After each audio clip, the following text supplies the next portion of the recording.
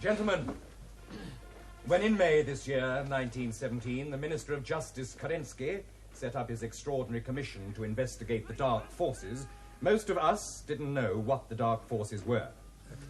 Now, after 3 months, we do. And some of us have been rightly nauseated by the material we've had to dabble in. I have here 3 letters of resignation.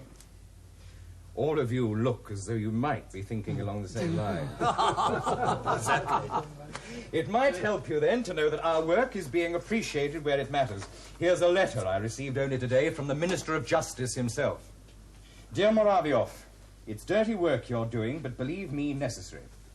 If we are to succeed in building a new Russia, we must understand something of the dark forces that destroyed the old.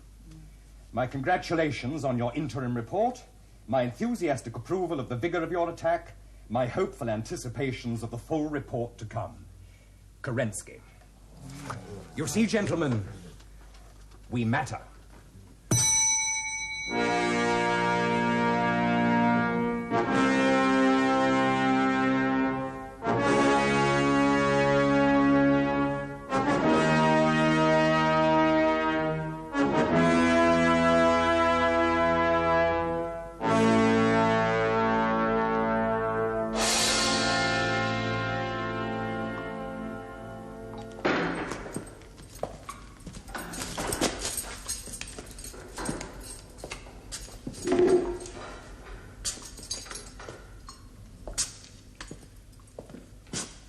What do you expect me to do, darling? Carry you? Moving as fast as I can, truly.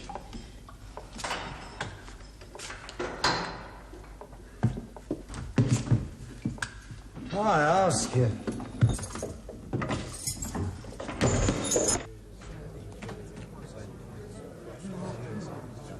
Yes, exactly.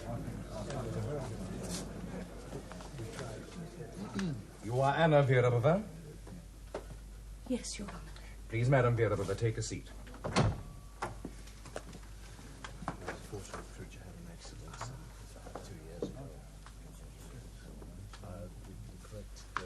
The Commission is particularly concerned with your evidence, as you were the former Empress's closest friend and were an eyewitness to much of it.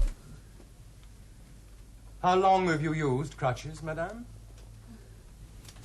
2 years. About 2 years. Or 3. My legs were crushed. I was on a railway train. 15th of January, 1915, 2 years. There is a rat in my cell, sir. And at night I can feel him pulling at my hair. I did not intend to cry, Your Excellency. I walked into this room with a firm intention not to cry. If I'm crying at this moment, and you will be the better judge of that than I am, it is because my legs are crushed, and my face has a bruise the length and breadth of it, and... Father, I'm going to die.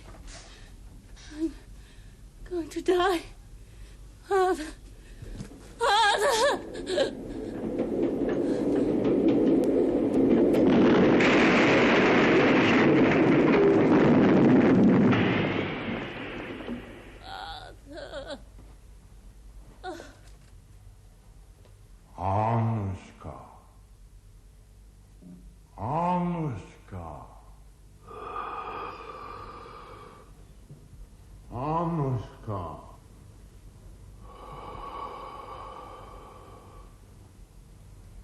Can you hear me?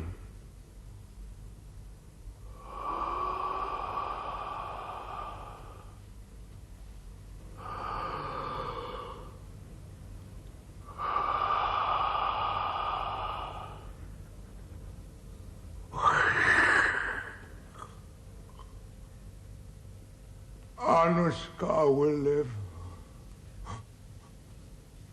but but she will go on crutches for the rest of her life.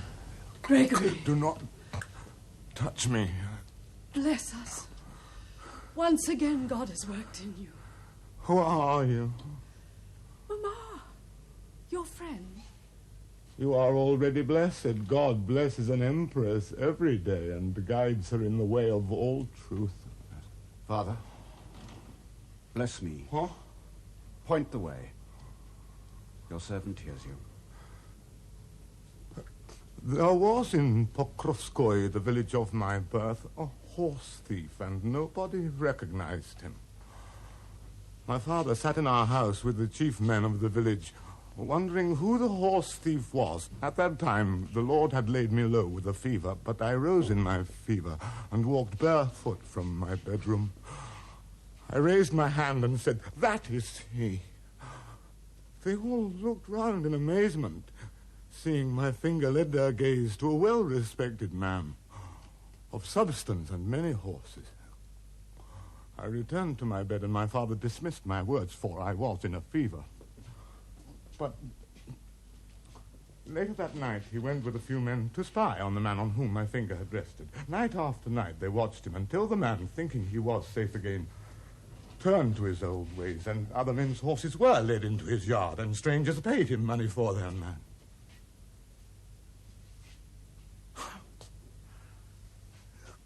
This story I have told to no one until this day, for once again God has worked through me. Bless us, Father. You are already blessed.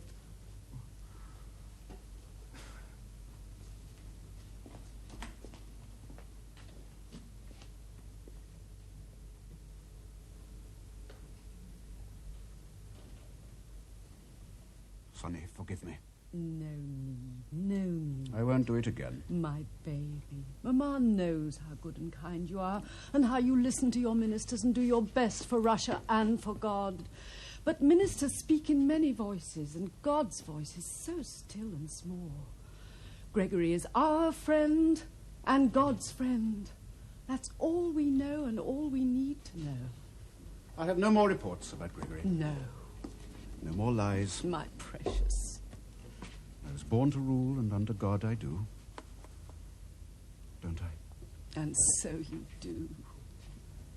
Do you know, some days I smoke 50 cigarettes, one after the other, pretending it helps me to think. I know. It doesn't. It only gives me a headache. The doctor, Your Majesty. Dr. Bodkin. Your Majesty, I came as soon as I heard a terrible calamity. Terrible indeed. But she is in good hands now. Madam Derova, how often did the former Emperor see Gregory Efimovich Rasputin? Very rarely. And the Empress? They would meet sometimes at my house for holy talk. I see. Holy talk. Never politics. Never. Do you mean that the name of this minister or that member of the State Duma never came up in conversation? Yes, of course. Names came up in conversation, as you might expect. And at those moments, Gregory was silent?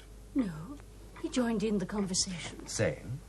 Well, the Empress might say that a certain minister had failed to do his duty, and Father Gregory might explain why he hadn't, or why he couldn't. He took men of this world and put them into a context of God. But never politics. Never. Now, take a case.